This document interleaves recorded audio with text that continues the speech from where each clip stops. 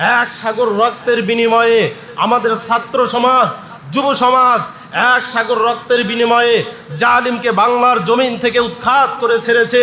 প্রয়োজনে বাংলার মুসলমানেরা আরও এক সাগর রক্ত দিতে রাজি আছে। বাংলার জমিন থেকে নবী বিদ্বেষী, আলেম বিদ্বেষী, ইসলাম বিদ্বেষীদের উৎখাত করেই ছাড়া হবে ইনশাআল্লাহ।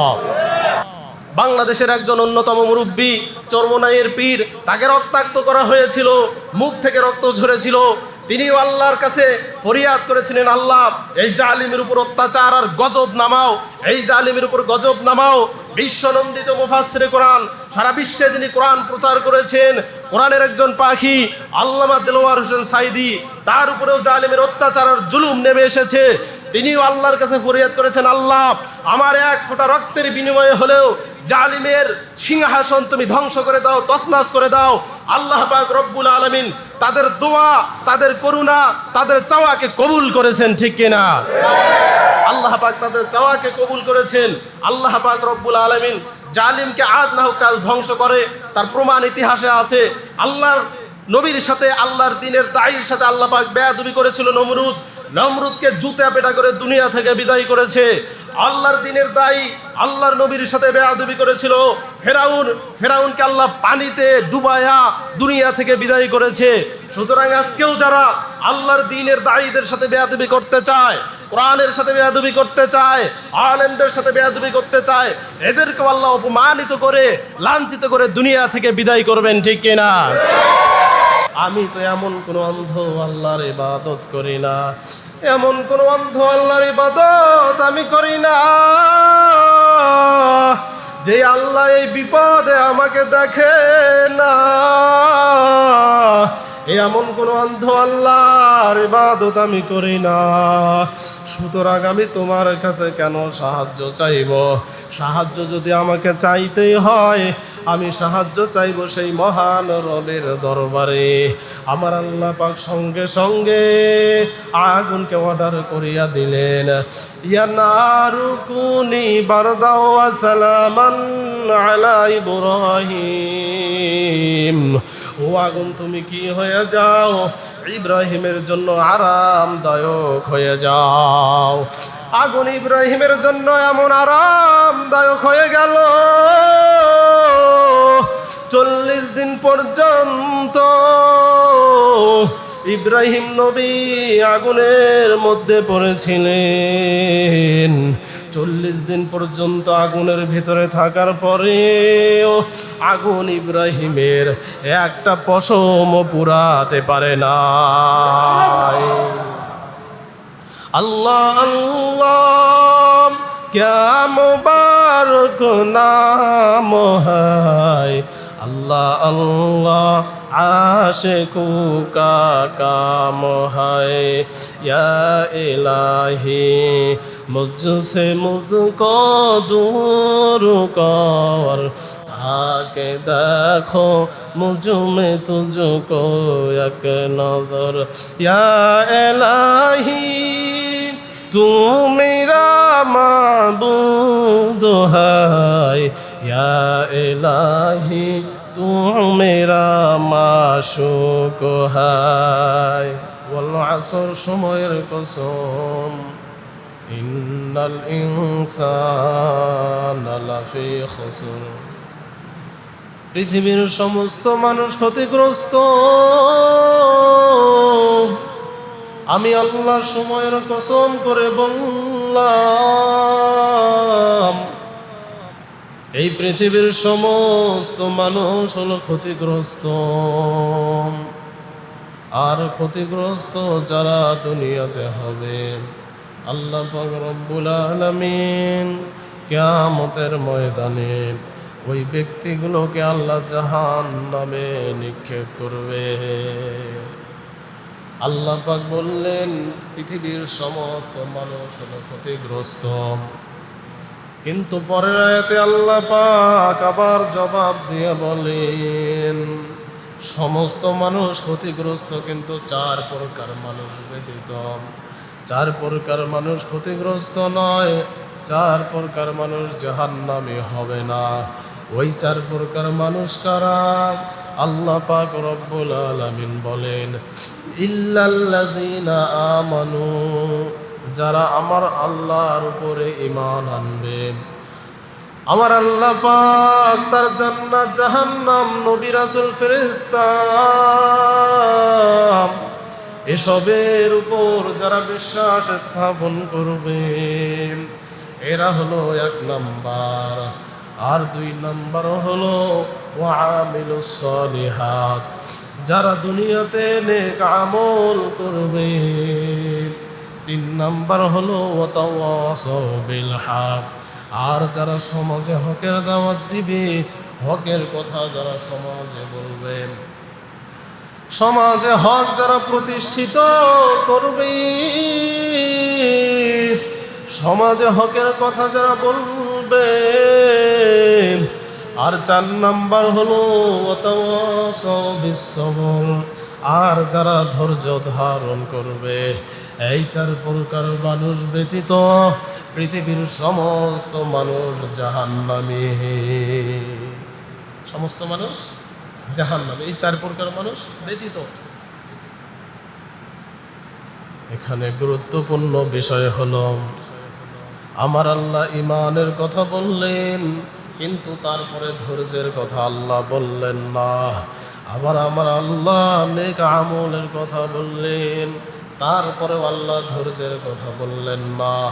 কিন্তু আল্লাহ যখন হকের কথা বললেন, যখন আল্লাহ ঘোষণা দিলেন সমাজে যারা হকের দাওয়াত দেবে, হক যারা প্রতিষ্ঠিত করতে চাইবে, এরপরে আল্লাহ পাক রব্বুল আলামিন ধৈর্যের কথা কেন বললেন? তার মানে আমার আল্লাহ বুঝাইতে চান, দুনিয়াতে ঈমান আনবা কোনো সমস্যা নাই, নেক আমল করবা, নামাজ পড়বা, রোজা করবা, হজ করবা, যাকাত দিবা, কোনো সমস্যা নাই।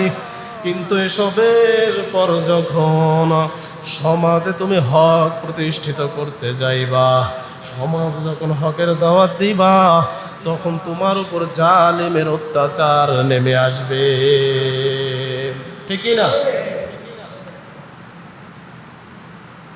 তাকায়া দেখুন, বিশ্বনন্দিত মুফাসসিরে কোরআন আল্লামা দেলোয়ার হোসাইন সাঈদী ঈমান এনেছে, কোনো সমস্যা নাই, নামাজ পড়েছে, রোজা করেছে, কোনো সমস্যা নাই, হজ করেছে, যাকাত দিয়েছে, কোনো সমস্যা নাই। কিন্তু আল্লাহর জমিনে আল্লাহর দ্বীন যখন প্রতিষ্ঠিত করার কথা বলেছেন, তখনই তার উপর জালেমের অত্যাচার নির্যাতন, তখনই তার উপর নেমে এসেছে। নেক আমল নামাজ রোজা যখন তিনি পড়েছেন, তখন কোনো সমস্যা হয় নাই। যখন আল্লাহর জমিনে আল্লাহর দ্বীন বাস্তবায়নের কথা যখন বলছেন, তখনই তার উপর জালিমের অত্যাচার নেমে এসেছে, ঠিক না? এই জন্য আল্লাহ পাক বলছেন, ওয়াতাওয়াসাউ বিল হক ওয়াতাওয়াসাউ বিস সবর। আগে কি করো? হকের দাওয়াত যখন দিবা, তখন তোমার উপর অত্যাচার জুলুম নেমে আসবে। ইমামে আজম আবু হানিফা রাহমাতুল্লাহি আলাইহি, জালিম বাদশাহ মনসুর তাকে গ্রেফতার করে ফেললেন, জেলখানার মধ্যে বন্দী করা হলো। জালিম বাদশাহ মনসুর তাকে প্রস্তাব দিলেন, এরে ইমাম আবু হানিফা, গাড়ি চাইলে গাড়ি দেব, বাড়ি চাইলে বাড়ি দেব, সুন্দর নারী চাও নারী দেব, ধন সম্পদ যদি চাও দিয়ে দিব, কি চাও তুমি বলো, যা চাইবা তোমাকে দিয়ে দেব। কিন্তু আমি বাদশার কাছে তুমি মাথা নত করে দাও, আমি বাদশার আনুগত্য মেনে নাও, যা চাইবা তাই তোমাকে আমি দিয়ে দেব। আবু হানিফা রহমাতুল্লাহি আলাইহি বললেন, গাড়ি চাইলে গাড়ি দিবা, বাড়ি চাইলে বাড়ি আমাকে দিয়ে দিবেন, টাকা চাইলে টাকা দিবেন, নারী চাইলে নারী দিবেন। দুনিয়ার সব সম্পদ যদি আমাকে দিয়ে দাও, 1 মিনিটের জন্য আমি ইমাম আবু হানিফা 1 সেকেন্ডের জন্য জালিমের কাছে মাথা নত করব না। 1 সেকেন্ডের জন্য মাথা নত করব না। এই কথা শোনার পর জালিম বাদশাহ আরো রাগান্বিত হয়ে গেল। তার মাকে জেলখানায় ধরে আনা হলো।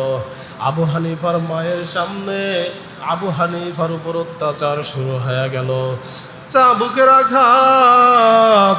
চাবুকের আঘাতে আবু হানিফার দেহ রক্তাক্ত হয়ে গেল। আবু হানিফার মাকে বলা হলো, রে আবু হানিফার মা, আপনার সন্তানকে বলেন বাদশাহ মনসুরের আনুগত্য যেন মেনে নেয়, বাদশাহ মনসুরের কাছে যেন মাথা নত করে দেয়, না হলে তোমার সন্তানকে আঘাত করতেই থাকা হবে। আবু হানিফার মায়ের সামনে আবু হানিফার গায়ে চাবুকের আঘাত, আবু হানিফার শরীর রক্তাক্ত হয়ে গেল।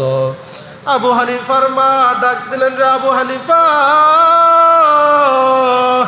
জীবন যদি চলে যায় আল্লাহর রাস্তায় জীবন দিয়ে দাও, কিন্তু জীবন থাকতে জালিমের কাছে মাথা নত করবা না।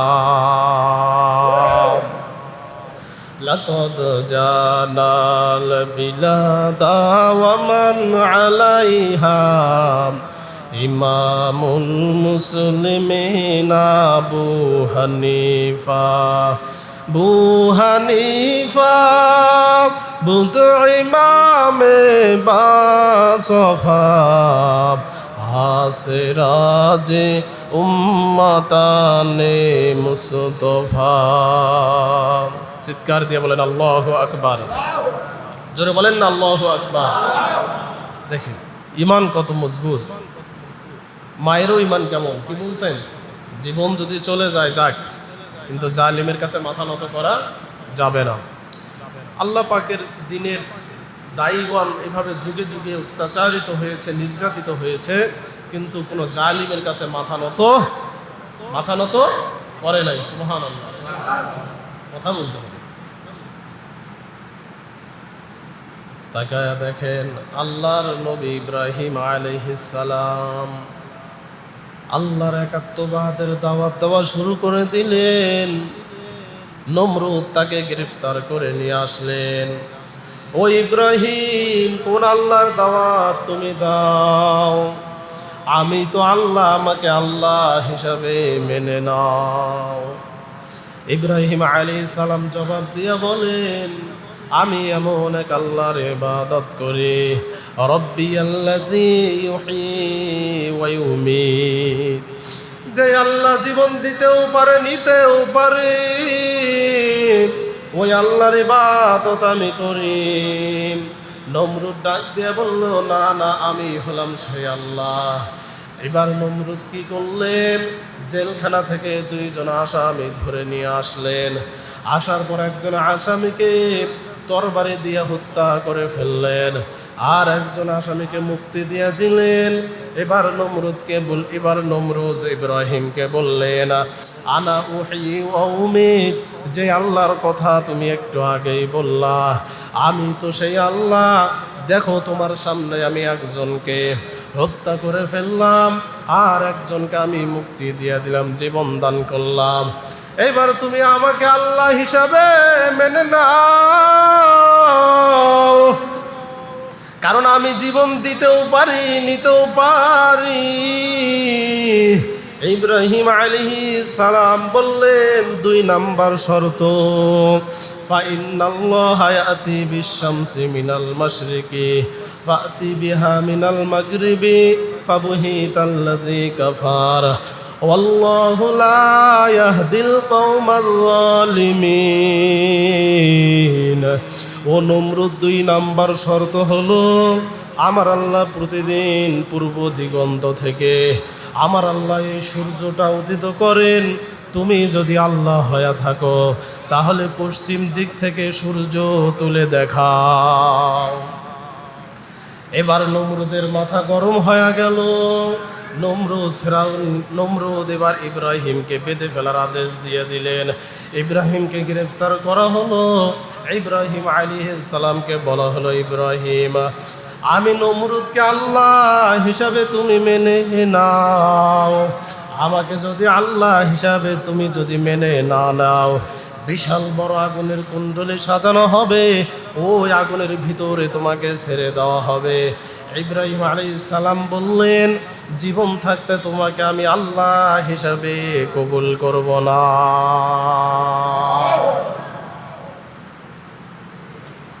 বিশাল বড় আগুনের কুণ্ডলী সাজানো হলো। এবার নমরুদ ইব্রাহিম আলাইহিস সালামকে ওই আগুনের মধ্যে ফেলে দিলেন। জিবরাইল আমিন ছুটে আসলেন আসমান থেকে। ইব্রাহিম আলাইহিস সালামকে বললেন, ও আল্লাহর নবী ইব্রাহিম, এই আগুনের মধ্যে পড়ে গিয়েছো। আমি জিবরাইলকে একটা বার তুমি হুকুম দাও, আমাকে একটা বার পারমিশন দাও, আমার পাখার আঘাতে শুধু এই আগুনের কুণ্ডলী নয়, নমরুদের রাজপ্রাসাদ আমি ধ্বংস করিয়া ফেলব। ইব্রাহিম আলাইহিস সালাম বললেন, আমি তো এমন কোনো অন্ধ আল্লাহর ইবাদত করি না, এমন কোনো অন্ধ আল্লাহর ইবাদত আমি করি না যে আল্লাহ এই বিপদে আমাকে দেখে না। এমন কোন অন্ধ আল্লাহর ইবাদত আমি করি না। সুতরাং আমি তোমার কাছে কেন সাহায্য চাইব? সাহায্য যদি আমাকে চাইতেই হয়, আমি সাহায্য চাইব সেই মহান রবের দরবারে। আমার আল্লাহ পাক সঙ্গে সঙ্গে আগুনকে অর্ডার করিয়া দিলেন, ইয়া নারু কুনি বারদাও ওয়া সালামান আলা ইব্রাহিম, ও আগুন তুমি কি হয়ে যাও, ইব্রাহিমের জন্য আরামদায়ক হয়ে যাও। আগুন ইব্রাহিমের জন্য এমন আরামদায়ক হয়ে গেল, 40 দিন পর্যন্ত ইব্রাহিম নবী আগুনের মধ্যে পড়েছিলেন। 40 দিন পর্যন্ত আগুনের ভিতরে থাকার পরেও আগুন ইব্রাহিমের একটা পশম পুরাতে পারে না। আল্লাহ আল্লাহ ক্যা মুবারক নাম হায়, আল্লাহ আল্লাহ আশিকু কা কাম হায়, ইয়া ইলাহি মুঝসে মুঝকো दूर कर, आके देखो मुझ में तुझको एक नजर, या इलाही तू मेरा माबूद है, या इलाही तू मेरा माशूक है। सुबहानाल्लाह বলেন।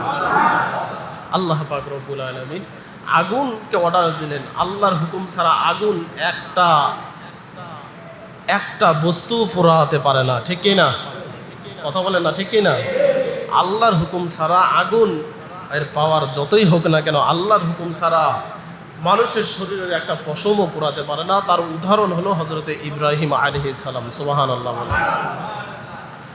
এই জন্য সেই আল্লাহর উপর সবসময় ভরসা রাখতে হবে। কার উপর ভরসা রাখবেন? কার উপরে? আল্লাহর উপরে। এই জন্য আল্লাহ পাক রব্বুল আলামিন বলছেন, কুনতুম খায়রা উম্মাতিন উখরিজাত লিন-নাস তা'মুরুনা বিল মা'রুফ ওয়া তানহাউনা আনিল মুনকার ওয়া তু'মিনুনা বিল্লাহ। বলেন আল্লাহু আকবার। কি বলছেন? তোমরা উত্তম জাতি হিসাবে আমি তোমাদেরকে তৈরি করেছি। সুবহানাল্লাহ। আর উত্তম জাতি হিসাবে তোমাদেরকে দুনিয়াতে পাঠিয়ে দিয়েছি। তোমাদের কাজ হলো সমাজে সৎ কাজের আদেশ করা, অসৎ কাজে বাধা প্রদান করা। আর তোমাদের কাজ হলো আমি আল্লাহর উপর বিশ্বাস রাখা। তাহলে প্রথমে বললেন সৎ কাজের আদেশ করো, অসৎ কাজে বাধা দাও। 3 নাম্বার কাজ হলো আল্লাহর উপর বিশ্বাস স্থাপন করো। তার মানে আল্লাহ পাক বুঝাইতে চান, এই রে আদম সন্তান, আমি আল্লাহর উপরে ঈমান আনো, আমি আল্লাহর কথা সমাজে প্রচার করো, সমাজে সৎ কাজের আদেশ দাও, অসৎ কাজে বাধা দাও। আর যখন তোমার উপর অন্যায় আর অত্যাচার নেমে আসবে, ওই সময় ভয় পেও না, চিন্তা করো না, মনে করো না আমার পাশে কেউ নাই, আমি আল্লাহ পাক রব্বুল আলামিন। তুমিনুনা বিল্লাহ, আমি আল্লাহর উপর ভরসা রাখো। পৃথিবীতে যখন তোমার উপর অন্যায় অত্যাচার নেমে আসবে, তুমি মনে করো না আমার পাশে কেউ নাই। পৃথিবীর কোনো মানুষ যদি তোমার পাশে নাও থাকে, আমি আল্লাহ অবশ্যই তোমার পাশে আছি। এই কথাটাই বুঝাইতে চাইলাম যে সূরা আসরের মধ্যে আল্লাহ পাক বলছেন যে ঈমান আনো, নেক আমল করো, হকের দাওয়াত সমাজে দাও, তারপরে ধৈর্য ধারণ করো। তাহলে ধৈর্য ধারণের কথা কখন বলা হয়? অন্যায় অত্যাচার জুলুমের শিকার হলে, ঠিক কি না? সেই কথাটাই আমি আপনাদেরকে বুঝাইতে চাইলাম যে ভাই, যখন আপনি নেক আমল করবেন, নামাজ পড়বেন, রোজা করবেন, সমস্যা হবে না। কিন্তু যখন সমাজে হকের কথা বলবেন, কোরআন বাস্তবায়নের কথা বলবেন, তখন আপনার উপর অন্যায় অত্যাচার নেমে আসবে। আর তখন আল্লাহ পাক এই জন্য বুঝাইতে চাইলেন যে বাবা, তখন ধৈর্য ধারণ করো, ও আমার বান্দারা, তখন ধৈর্য ধারণ করো। সুবহানাল্লাহ। দেখুন না, মুসা নবী, মুসা আলাইহিস সালাম,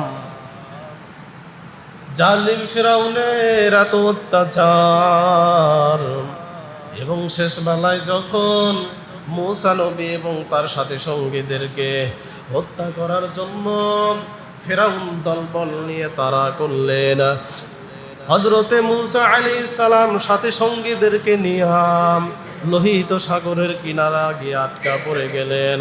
সাথী সঙ্গীরা বলল, মুসা, এখন তো ফিরাউনের নিকট আমরা ধরা পড়ে যাব, পালাবার কোনো রাস্তা নাই, সামনে সাগর, পিছনে শত্রু, আমাদের এখন পালাবার কোনো রাস্তা নাই, এখনই আমরা ফিরাউনের নিকট ধরা পড়ে যাব, আর ফিরাউন আমাদেরকে হত্যা করে ফেলবে, আমাদের বাঁচার আর কোনো উপায় নাই।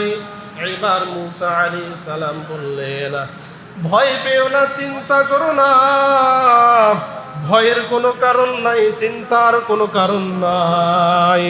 যে আল্লাহ পাকের হুকুম মানার জন্য আজকে বিপদের মধ্যে পড়ে গিয়েছি, ওই আল্লাহ অবশ্যই আমাদের জন্য রাস্তা বের করে দিবেন। অবশ্যই আমার আল্লাহ রাস্তা বের করে দিবেন আমাদের জন্য। সঙ্গে সঙ্গে আমার আল্লাহ পাক রব্বুল আলামিন সাগরকে আদেশ করলেন, যে সাগর, আমার নবী মুসার জন্য তুমি রাস্তা বের করে দাও, আমার নবী মুসার জন্য রাস্তা বের করে দাও, মুসা যেন সাগর পাড়ি দিতে পারে। সঙ্গে সঙ্গে সাগর 2 ভাগ হয়ে গেল, মাঝখান দিয়ে রাস্তা তৈরি হয়ে গেল। মুসা আলাইহিস সালাম সাথী সঙ্গীদেরকে নিয়ে সমুদ্র পার হয়ে গেল।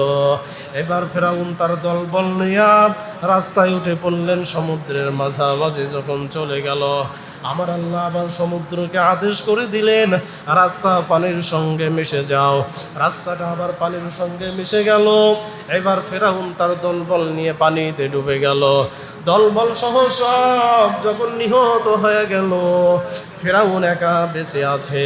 ফিরাউন দেখলো বাঁচার আর কোনো উপায় নাই, এই সমুদ্র থেকে বাঁচার আমার আর কোনো উপায় নাই, এখন তাহলে কি করা যায়?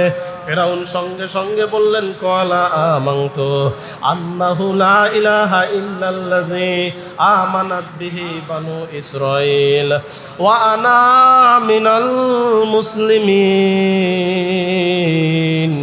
আমি এই মুহূর্তে ঈমান আনলাম, বনি ইসরাঈলরা যে আল্লাহর উপর ঈমান আনছে, আমি ঈমান আনলাম মূসা নবী যে আল্লাহর উপর ঈমান আনছে। সুতরাং আল্লাহ, আমি এখন মুসলমান। ইমান। আল্লাহ তুমি আমাকে এই মুহূর্তে সাগর থেকে বাঁচাও, আল্লাহ তুমি আমাকে রক্ষা করো। আমার আল্লাহ পাক রব্বুল আলামিন সাথে সাথে উত্তর দিয়া জানায়া দেয়, আল আনা ওয়াকাদ আসাইতা ক্বাবলু ওয়া কুনতা মিনাল মুফসিদিন।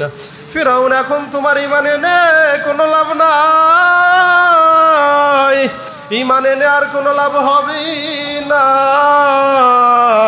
বেয়াদবির সীমা অতিক্রম করে ফেলেছ।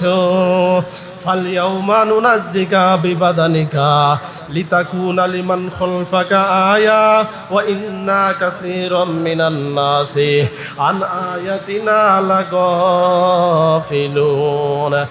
ঈমান এনে এখন আর কোনো লাভ হবে না, বেয়াদবির সীমা পার করে ফেলেছো। আমি আল্লাহ তোমাকে মেরে তোমার লাশটা আমি কিয়ামত পর্যন্ত শুটকি বানিয়ে রাখব, যাতে করে ফিরাউন তোর যত অনুসারী দুনিয়াতে আসবে, যারা মুমিন নারী আর পুরুষের উপরে অত্যাচার করবে, নির্যাতন করবে, অন্যায়ভাবে জেলখানায় বন্দি করে রাখবে, যেই জালিমগুলো অন্যায়ভাবে মানুষকে আয়না ঘরে বন্দি করে রাখবে, এইরকম তোর যারা অনুসারী কিয়ামত পর্যন্ত আসবে, তারা যেন তোকে দেখে শিক্ষা গ্রহণ করতে পারে। এই জন্য আমি আল্লাহ তোকে মেরে শুটকি বানায় রাখবো। রাখছে কিনা? রাখছে কিনা? সবাই কথা বলেন, রাখছে কিনা? তো আল্লাহ পাক পারে কিনা? আল্লাহ পাক পারেন। এইভাবে যারা সেই ফিরাউনকে অনুসরণ করবে তারা ফিরাউনের দলে, আর যারা মুসাকে অনুসরণ করবে তারা মুসার দলের। ঠিক কিনা? আপনি আপনার সামনে ওয়াইন্না কাসীরাম মিনান নাসি আন আয়াতিনা লাগাফিলুন, সুবহানাল্লাহ বলেন। আল্লাহ পাক বলছেন তোমার সামনে আমি আল্লাহ নিদর্শন দিয়েছি, তুমি কি দেখে শিক্ষা নিবা, কাকে দেখে তুমি শিক্ষা নিবা তোমার ব্যাপার, কিন্তু আমি আল্লাহ তোমার সামনে উদাহরণ সেট করেছি। যেমন তোমার সামনে উদাহরণ আছে ফিরাউনের, তেমনি তোমার সামনে উদাহরণ আছে মুসা। আবার যেমন তোমার সামনে উদাহরণ আছে নমরুদের, তেমনি তোমার সামনে উদাহরণ আছে ইব্রাহিমের। সুবহানাল্লাহ বলেন। কাকে দেখে শিক্ষা নিবা? ফিরাউনকে দেখে শিক্ষা নেওয়ারও সুযোগ আছে, ইব্রাহিমকে দেখেও শিক্ষা নেওয়ারও সুযোগ আছে, ফিরাউনের জীবনী থেকে শিক্ষা নেওয়ারও সুযোগ আছে,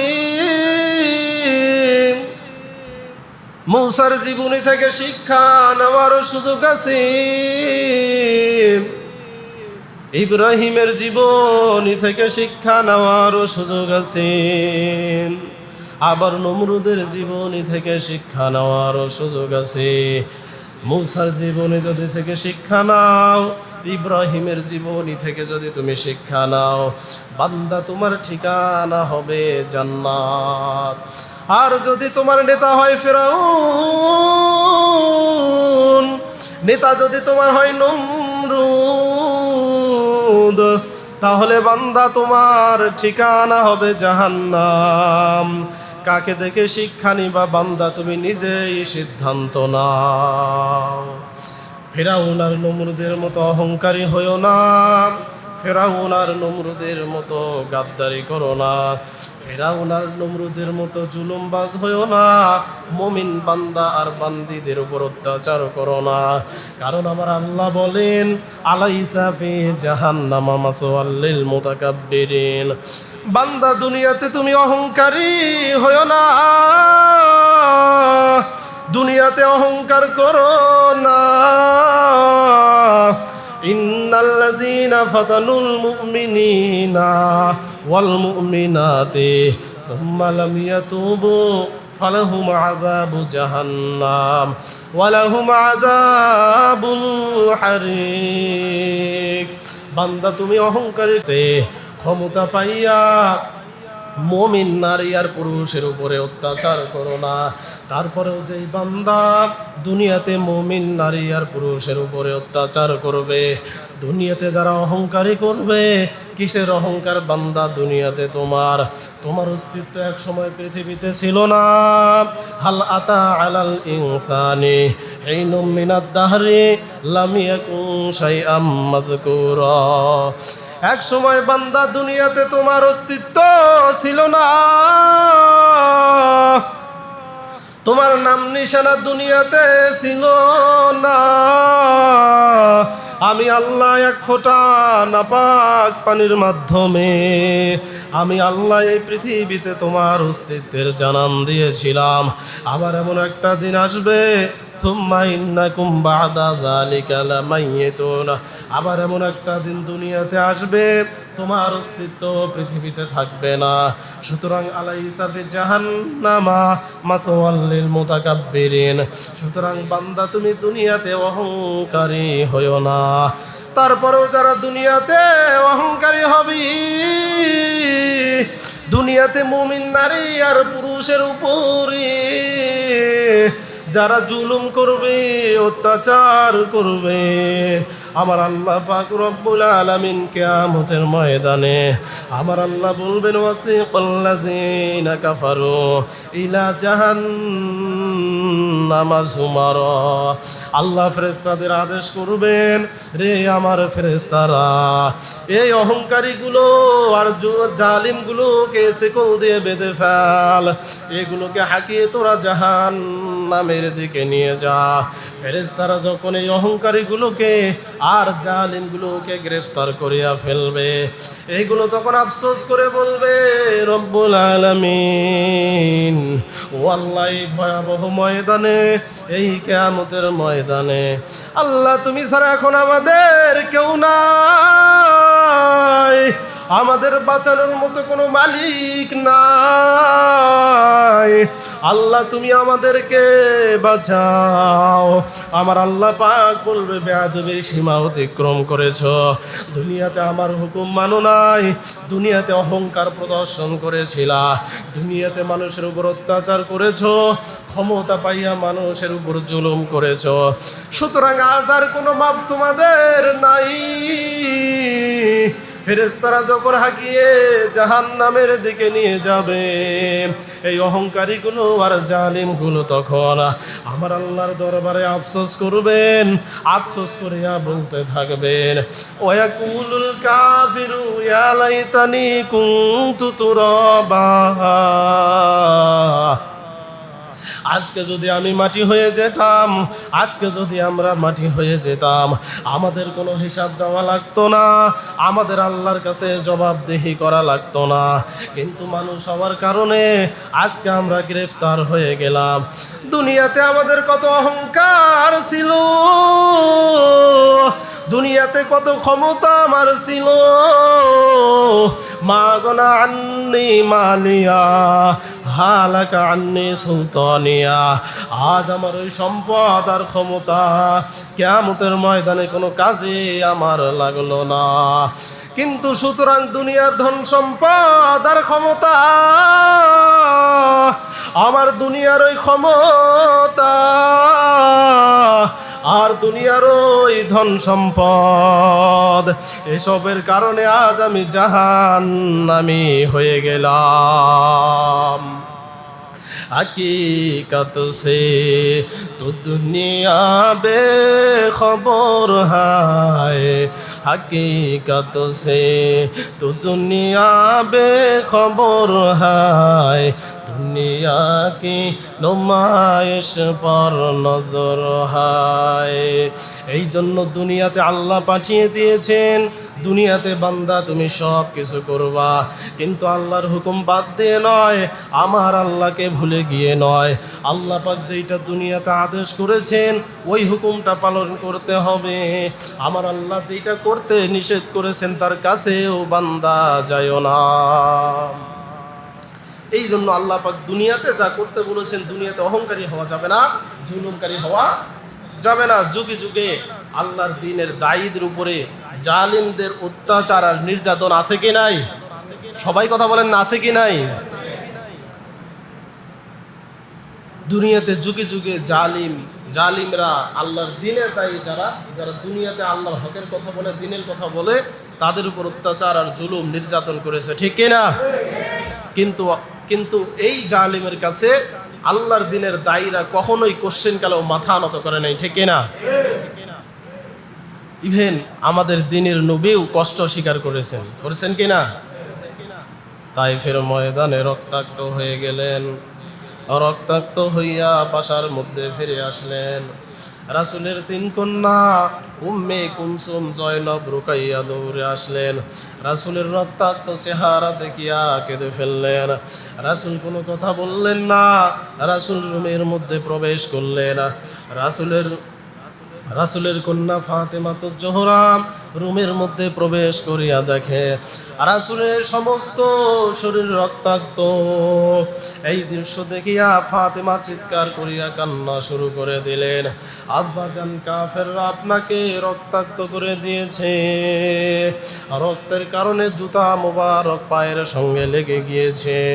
কিন্তু আমি তো শুনেছিলাম মুসা নবী যেদিন বিপদে পড়েছিলেন, আমার আল্লাহ সাগর পথে রাস্তা বানিয়ে দিয়ে মুসাকে আল্লাহ সাগর পার করে দিয়ে নিরাপদ করেছিলেন। আমি শুনেছি ইব্রাহিম নবী যখন বিপদে পড়েছিল, আমার আল্লাহ পাক রব্বুল আলামিন আগুনকে অর্ডার দেওয়ার মাধ্যমে ইব্রাহিমের জন্য আল্লাহ আগুনকে নিরাপদ করেছিল। ও আমার পিতা, আপনার পিতামাতা নাই বলে আল্লাহ পাক কি আপনাকে ভালোবাসে কম? আপনি এতিম বলিয়া আল্লাহ পাক কি আপনাকে মহাব্বত করে কম? যার কারণে আমার আল্লাহ মুসার জন্য যদি সাগর পথে রাস্তা বানিয়ে দিতে পারে, ইব্রাহিমের জন্য যদি আল্লাহ আগুনকে নিরাপদ করতে পারি, তাহলে আপনাকে নিক্ষেপ করা পাথরগুলোকে আমার আল্লাহ আপনার জন্য কেন তুলা বানিয়ে দিল না? আমার আল্লাহ মনে হয় আপনি এতিম বলে আপনাকে ভালোবাসে কম। আল্লাহর নবী চোখের পানি সারে কান্দে, এরে ফাতেমা, তোমার বাবা বিশ্ব নবী এই পৃথিবীতে শান্তি করার জন্য আসে নাই। তোমার বাবা বিশ্ব নবী এই পৃথিবীর মানুষগুলোকে জাহান্নামের পথ থেকে ফিরাইয়া জান্নাতে নেওয়ার জন্য আমি এসেছি। সুবহানাল্লাহ। সুতরাং তার উপরেও অত্যাচার আর নির্যাতন নেমে এসেছে। সুতরাং আজকে সেই নবীকে কটূক্তি যারা করে, নবী বিদ্বেষী, নবীকে যারা গালি দেয়, ইসলামকে যারা গালি দেয়, নবী বিদ্বেষী যারা বাংলাদেশে, ইসলাম বিদ্বেষী যারা আছে, এক সাগর রক্তের বিনিময়ে আমাদের ছাত্র সমাজ, যুব সমাজ এক সাগর রক্তের বিনিময়ে জালিমকে বাংলার জমিন থেকে উৎখাত করে ছেড়েছে। প্রয়োজনে বাংলার মুসলমানেরা আরও এক সাগর রক্ত দিতে রাজি আছে। বাংলার জমিন থেকে নবী বিদ্বেষী, আলেম বিদ্বেষী, ইসলাম বিদ্বেষীদের উৎখাত করেই ছাড়া হবে ইনশাআল্লাহ। যারা নবী বিদ্বেষী, আলেম বিদ্বেষী, সাবধান হয়ে যাও। যা করেছে এতদিন আর সুযোগ নাই। আমরা বাংলাদেশের বর্তমান সরকার, তার কাছে অনুরোধ করব, এই বাবাকে গালি দিলে তার জন্য যদি শাস্তির ব্যবস্থা থাকে, যাকে আল্লাহ পৃথিবীতে না পাঠাইলে দুনিয়ার কুল কায়নাত কিছুই সৃষ্টি হতো না, সেই বিশ্ব নবীকে যারা গালি দেয় তার জন্য কেন শাস্তির ব্যবস্থা থাকবে না? কেন থাকবে না? এই জন্য মুসলমান ভাইরা সাবধান হয়ে যান। আপনারা সুযোগ আসছে, সুযোগ আল্লাহ সবসময় দেয় না, সুযোগ আসছে, সবাই এক কাতারে এসে দাঁড়িয়ে যান। জালিমের অনুসারী যারা হবে আল্লাহ পাক কিয়ামতের ময়দানে জালিমের কাতারেই তাদেরকে তুলবেন, ঠিক কিনা? দুনিয়াতে যারা জালিমদের পথে রওনা দিবেন, জালিমের কথা শুনবে, তোমার নেতা যদি হয় জালিম, তোমার নেতা যদি হয় অন্যায়কারী, অত্যাচারী, কিয়ামতের দিন ওই নেতার সাথেই কিয়ামতে তোমাকে তোলা হবে, ঠিক কিনা? সুতরাং যেই দল কোরআনের কথা বলে, যেই দল রাসূলের কথা বলে, যেই দল নামাজের কথা বলে, ওই দলে যুক্ত হন, ওই জালিম বিদ্বেষীদের কাতার থেকে সরে আসুন, ঠিক কিনা? সময় আছে, সুযোগ আছে। আল্লাহ পাক বলছেন, ওয়াতাসিমু বিহাবলিল্লাহি জামিআন ওয়া লা তাফাররাকু, তোমরা সবাই একত্রিত হয়ে আল্লাহর দ্বীনকে আঁকড়ায় ধরো। বলি সুবহানাল্লাহ। আঁকড়ায় ধরো, সুযোগ আসছে, সময় আসছে, এক কাতারে এসে দাঁড়িয়ে যান। যত বাংলাদেশ যারা ইসলামের কথা বলে তারা আমাদের বন্ধু, আর যারা ইসলাম বিদ্বেষী, রাসূল বিদ্বেষী, ওরা আমাদের শত্রু, ঠিক না? এই জিনিসটা মাথায় রাখেন, সুযোগ সবসময় আসে না। আজকে আমাদের বাংলাদেশের যে অবস্থা, আমরা যদি এখনো আমাদের ভিতরে যদি ঐক্য না থাকে, আমরা যদি এই যে দলে দলে বিভক্ত হয়ে থাকি, তাহলে আল্লাহ না করুক ওই আফগানিস্তানের মতো পরিণতি হয়তো আমাদের ভোগ করা লাগতে পারে। আফগানিস্তানে ঐক্য না থাকার কারণে, ইসলামী দলগুলোর মধ্যে মুসলমানদের ভিতরে ঐক্য না থাকার কারণে রাশিয়া দ্বারা আক্রান্ত হয়েছে, আমেরিকা দ্বারা আক্রান্ত হয়েছে, কিন্তু তারপরে আল্লাহ রহমত করেছেন, কারণ তাদের ভিতরে তারা আবার ঐক্য ফিরিয়ে নিয়ে আসছে, যার কারণে আল্লাহ রহমত করেছিল, আমেরিকাকে তাড়িয়েছে, রাশিয়াকেও লাথি মেরে তাড়িয়ে দিয়েছে। আল্লাহ তাদের উপর রহমত করেছে, এখন শান্তির সুবাতাস বইছে। কিন্তু আমাদের ভিতরে অনৈক্যের কারণে, ভেদাভেদ থাকার কারণে, আল্লাহ না করে কোনো বিদেশি শক্তি দ্বারা যদি আমরা আক্রান্ত হই, আমাদের পালাবার কোনো রাস্তা নাই, ঠিক কিনা? আর আমাদের পালাবার কোনো রাস্তা নাই, পালাবার আমাদের কোনো পথ নাই। সেই সময় আসার আগেই আমরা ইসলামী দলগুলো যারা আছেন, যারা ইসলামের কথা বলেন, কোরআন বাস্তবায়নের কথা বলেন, আল্লাহর জমিনে আল্লাহর দিন বাস্তবায়নের কথা বলেন, যারাই বলেন, সবাই এক কাতারে এসে দাঁড়িয়ে আল্লাহর জমিনে আল্লাহর দিনকে বাস্তবায়নের চেষ্টা করুন, ঠিক কিনা? আল্লাহ পাক রব্বুল আলামিন আমাদেরকে যেন আল্লাহর জমিনে আল্লাহর দিন বাস্তবায়ন যারা করে তাদের কাতারে এক কাতারে দাঁড়ানোর সুযোগ দেয়, বলে সুবহানাল্লাহ। কারণ আল্লাহ পাক রব্বুল আলামিন তিনি জালিম যারা হয়, অন্যায়কারী যারা হয়, অত্যাচারী যারা হয়, আজ না হোক কাল, কাল না হোক পরশু, তাদের পতন জমিনেই ঘটান, ঠিক কিনা? ঠিক কিনা? বাংলাদেশের একজন অন্যতম মুরব্বী চরমোনাইয়ের পীর, তাকে রক্তাক্ত করা হয়েছিল, মুখ থেকে রক্ত ঝরেছিল। তিনিও আল্লাহর কাছে ফরিয়াদ করেছিলেন, আল্লাহ এই জালিমের উপর অত্যাচার আর গজব নামাও, এই জালিমের উপর গজব নামাও। বিশ্বনন্দিত মুফাসসিরে কোরআন, সারা বিশ্বে যিনি কোরআন প্রচার করেছেন, কোরআনের একজন পাখি আল্লামা দেলোয়ার হোসেন সাইদি, তার উপরেও জালিমের অত্যাচার আর জুলুম নেমে এসেছে।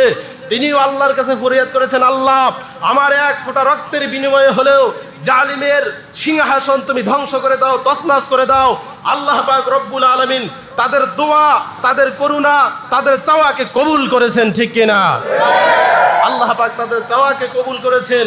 আল্লাহ পাক রব্বুল আলামিন জালিমকে আজ না হোক কাল ধ্বংস করে, তার প্রমাণ ইতিহাসে আছে। আল্লাহর নবীর সাথে, আল্লাহর দ্বীনের দায়ীর সাথে আল্লাহ পাক বেয়াদবি করেছিল নমরুদকে জুতা পেটা করে দুনিয়া থেকে বিদায় করেছে। আল্লাহর দ্বীনের দায়ী আল্লাহর নবীর সাথে বেয়াদবি করেছিল ফেরাউনকে আল্লাহ পানিতে ডুবায়া দুনিয়া থেকে বিদায় করেছে।